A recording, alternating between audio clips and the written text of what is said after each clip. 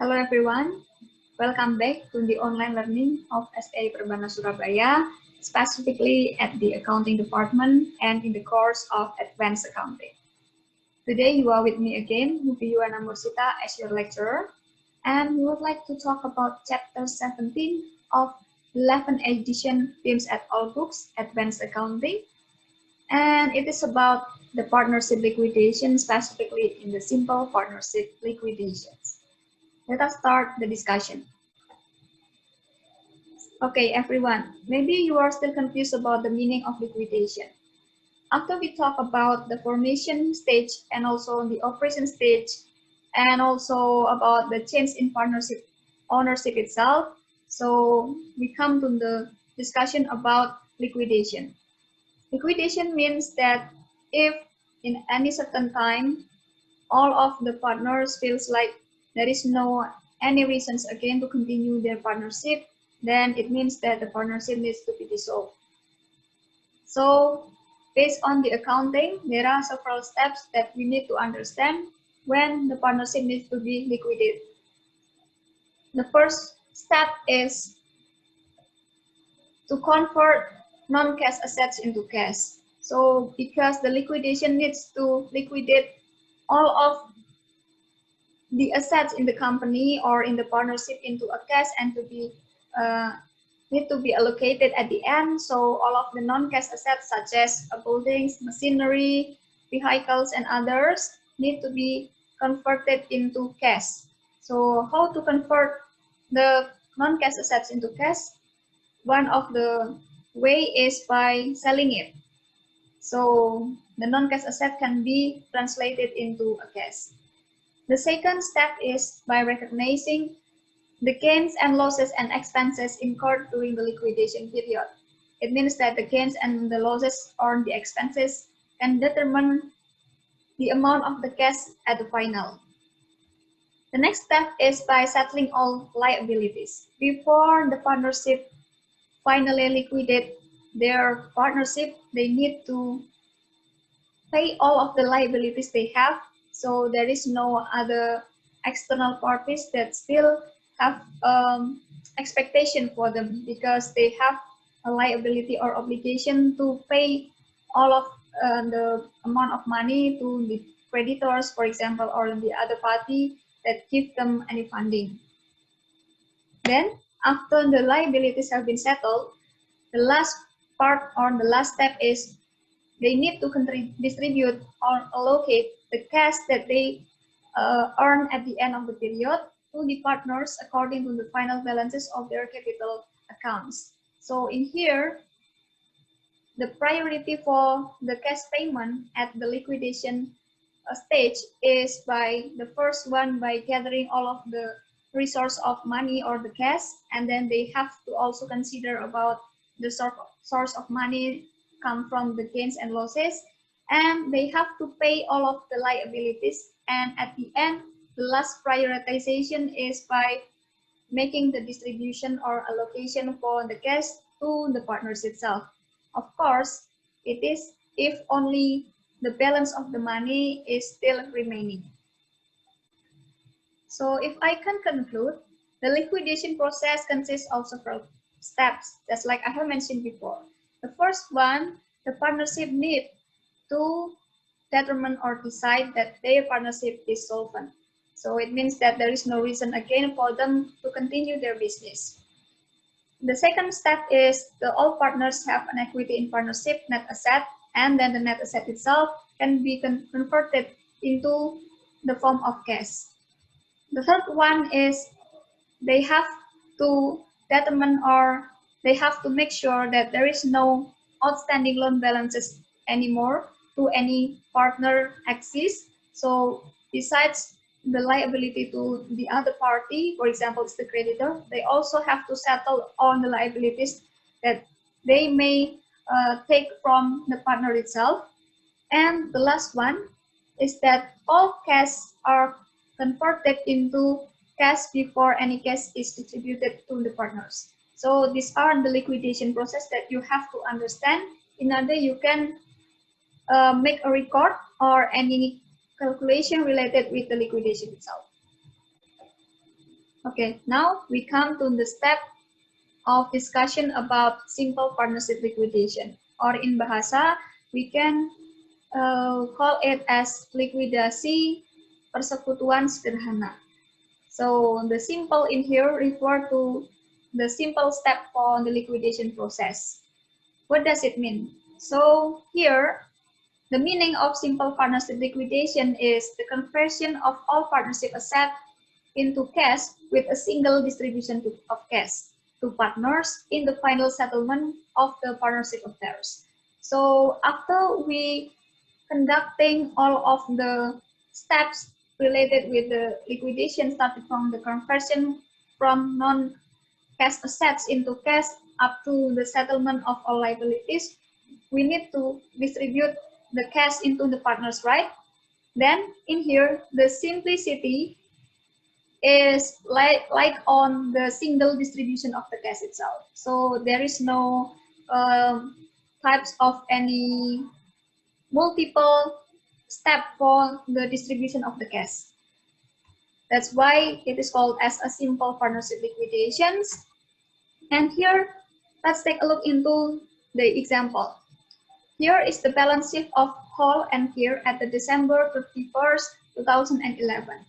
And please take a look first. For the cash is 10, for the account receivable is 30, the inventory is 30, the planned assets is 40. So the total for the assets is $110. And here, there are also informations about the liabilities and equity, where the accounts payable is 40, the loan from Hall is 10, Hall capital is 25, and Key capital is 35. Here you have to pay attention to the element of the liabilities, that the type of the liability is not only for the third party, but also for the Hall itself. So it means that as one of the partner, Hall also give any certain amount of funding for the partnership. So the Hall and Care partnership recognize that there is a loan from Hall. So from here, we have known that there are two types of the liability at the December 31st, 2011 in the Hall and Care partnership. They are the accounts payable and loan from Hall. Okay, everyone, after knowing the information about the last balance of the balance sheet at the 31st December 2011, we would like to know the other information related with the liquidation. The first one, we have to know about the profit and loss sharing ratio that has been determined by the Hall and Care. So for Hall is 70 and for Care is 30. The other information is related with the liquidation time. So the liquidation here is agreed as soon as possible after January 1st, 2012. So it is the period right after the last information about the balance sheet. After that, we also have been informed about the conversion of non-cash assets into cash. So on January 5, 2012, the inventory items are sold for $25,000, planned assets are sold for $30,000, and $22,000 is collected in the final settlement of the accounts receivable. So because of the process of conversion from non-cash assets into cash, there would be an effect to the right after balance sheet on the January 5. So these are the new balance sheet on the January 5. For the asset section, if you take a look, there is no other types of assets, right? Besides the cash itself, because all of the type of non-cash assets have been converted into the form of cash itself. And the final total for the cash is $87,000. Meanwhile, if you are taking a look into the liabilities and equity section, there would be an information about the liabilities and equity, which in the information for the liability, if you take a look into the balance, the amount is still the same with before. So this is the information for the 31st December 2011 balance sheet. For the accounts payable and loan from Hall, there is no there is no change or there is no difference. Meanwhile, if you take a look into the whole capital and share capital, there is a quite very different amount of balance, which in the 31st December, the whole capital is 25 and now to be the $8.9 thousand. And also for the tier capital, there is also a very quite big difference. And you have to understand that the difference between the 31st December 2011 and the January 5, 2012 for the balance sheet, specifically in this account, the capital, is because the effect of the conversion of cash. The conversion from the non-cash asset into cash. So here, if you are taking into account about the information related with the result of conversion, for the inventory become this amount and the plan asset converted into this amount. So it means that there is a gain and loss during the conversion. So the gain and the loss during the conversion should be allocated into the whole and share capital in each of the conditions, in each of the transaction itself. So here you have to understand up to this step for the balance of the balance sheet at the January 5, 2012. Okay, everyone. After we have known about all of the information, I also have converted from the non-cash assets into cash. So now we need to make any journal entry for the process for the conversion. So it is related with the record for the asset sale and the accounts receivable collections. And just like I have mentioned before, it is also related with the recognition for the gain and loss for the conversion from the non-cash assets into the cash. Let's take a look into the first journal. It is about the inventory sale journal.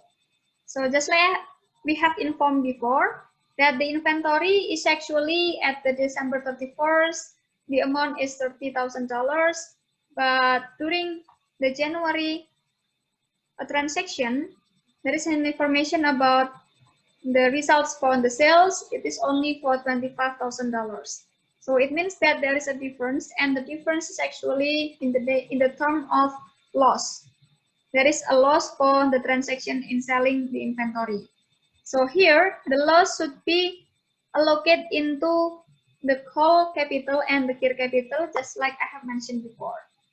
So for the whole capital, we'll receive $3,500 because the profit loss sharing ratio for whole is 70. Meanwhile, for tier only receive $1,500 because the tier profit and loss sharing ratio is 30. So here you have to understand that if there is a loss for the transaction, you have to record the capital into the debit column. So for the other types of the selling for the non-cash asset is for the plant assets, and in here the situation is still the same with the inventory sales itself.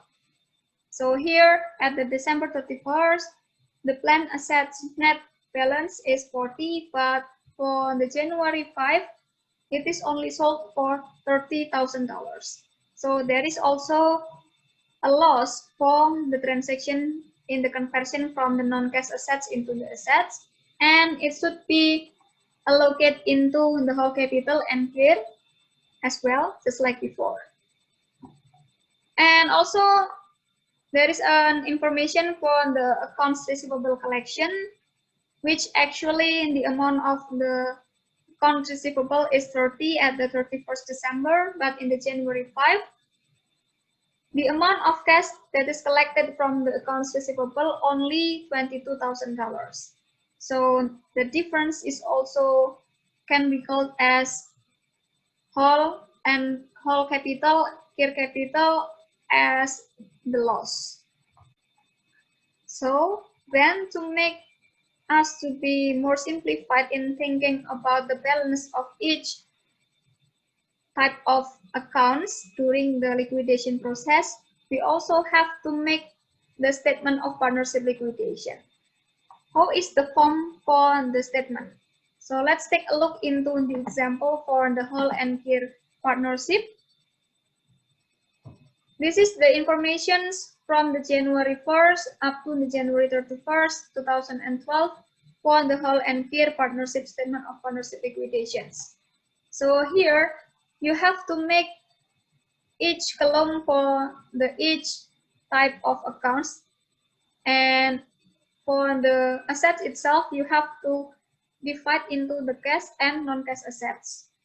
And for the January 1st, 2012 balance, it is actually the same with the December 31st, 2011 balance. But after that, at the January 5, you have to also report about the change for each balance in the assets and also the equity because of the sales of inventory, the sales of plant assets, and the collection of receivable.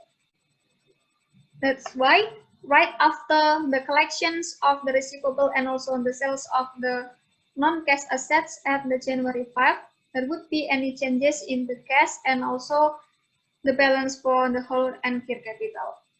Just like we have known before, the calculation and the journal entry, and that's why here for the cash turns to be 787, and for the whole capital to be 8,900, and for the care capital turns into the 28,100. Okay, everyone. After we are talking about the first process or the initial process for the liquidation, it is the conversion from the non-cash assets into cash form. Then in here, we would like to continue the step into the next part. It is about the payment or the settlement of the liabilities. So after we have gathered all of the source for the cash itself, we need to prioritize two payments. The first one, we have to distribute the cash to the creditors, because the creditors is the other or the external parties that give the money for us to help our business, but at the end we have to settle before we liquidate. And then the second parties that we have to distribute the money is the partners itself, especially they that give the loan first to the partnership. So just like we have informed before, there are two types for the liabilities in the whole and care partnership. The first one is the accounts payable, that is for the external party, and the second is for loan from whole itself. The balance for the accounts payable is $40,000, and for the whole loan is $10,000.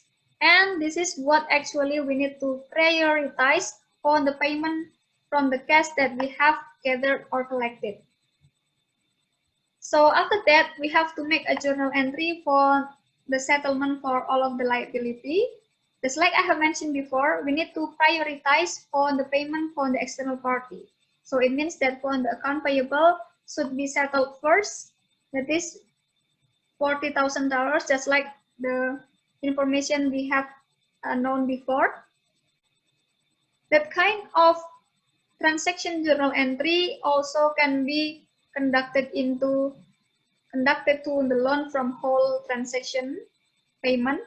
So that is the loan from whole in the debit column and the cash into credit column. Okay, everyone. So the last step for the liquidation is the allocation for the money to the partners. So it means that if there is a remainder for the cash that can be distributed, it needs to be allocated to each of the partners at the end of the priority.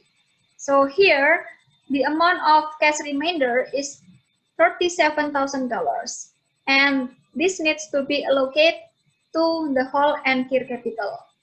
So the amount of each allocation is based on the last balance for the January 31st, 2012 balance sheet.